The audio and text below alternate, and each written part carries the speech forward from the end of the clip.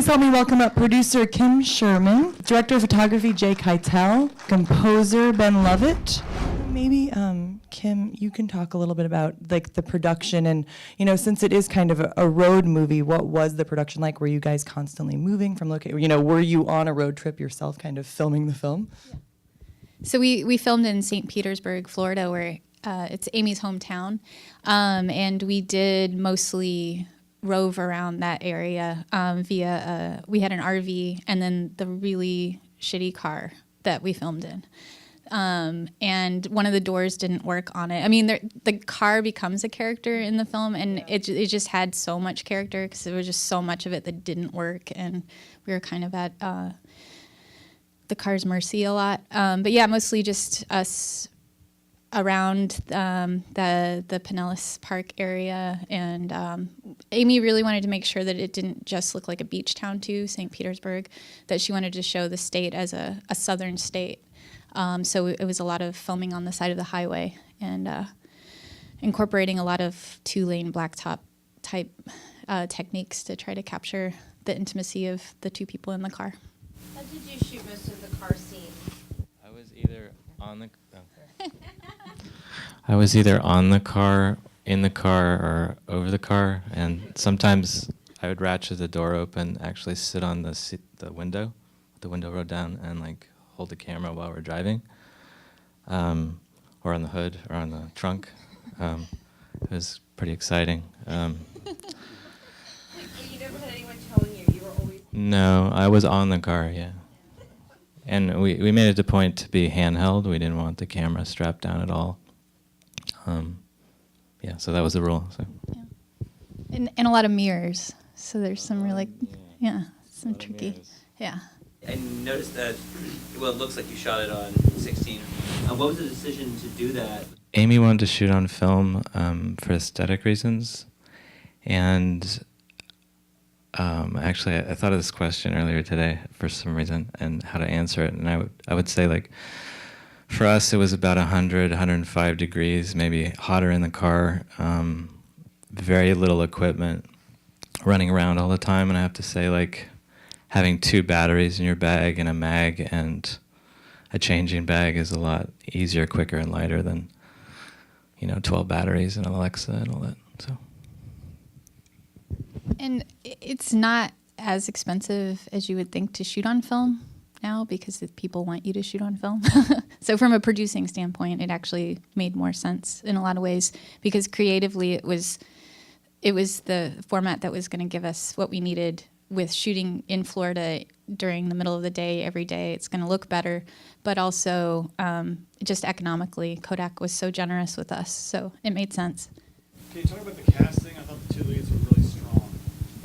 How did they get involved and how did you?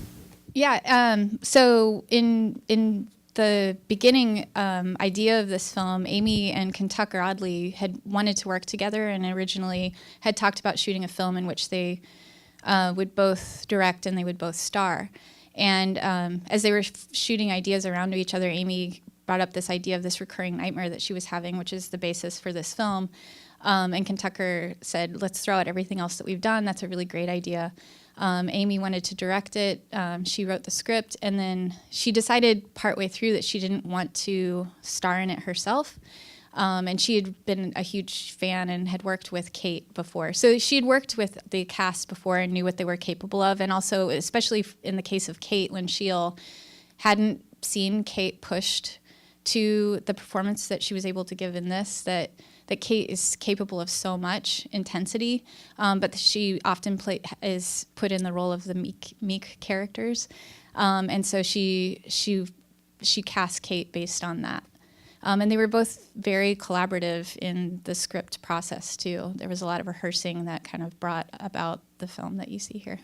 About the score, especially for some of the upbeat themes, I felt like it was like direct kind of reference for something like True Romance or something like that. I don't know if that was something you guys talked about and specifically wanted to do. We didn't talk about specific films or anything. Amy knew she was really good early on in giving me enough abstract direction, but it being specific enough that I knew what she wanted without really having to cite specific other movies, at least in the score part. It might have had more to do in the sort of the general aesthetic, but we talked about a lot about like I recorded a lot of music boxes and like went and like looking around in pawn shops and stuff and finding old little music boxes and little toys that made sounds like that, because it was like, what are the things that sound like the way that mermaid, those porcelain things, and that whole world and that side of crystal and all.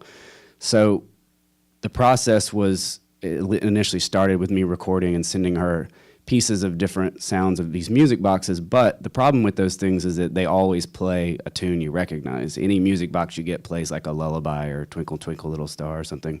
So I got into a process of recording them, just turning the handles really slowly, so you just get one note at a time, recording all of that, and then chopping all those notes up and recreating something new out of the individual little notes.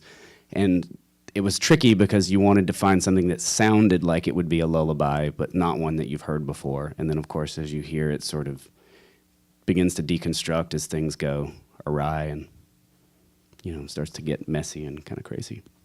Something that really struck me when I first watched the film is with kind of all the noir elements within the story.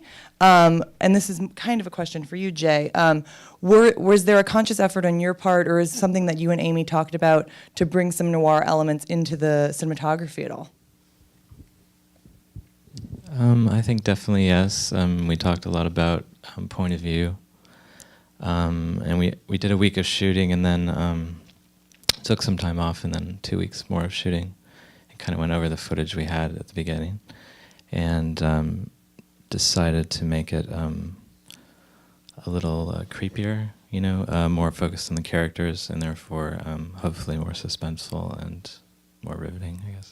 The one time we talked about going whiter at all was the end of the film, where we thought of different ways to show the inevitable happening that she's caught and that she's going to be arrested.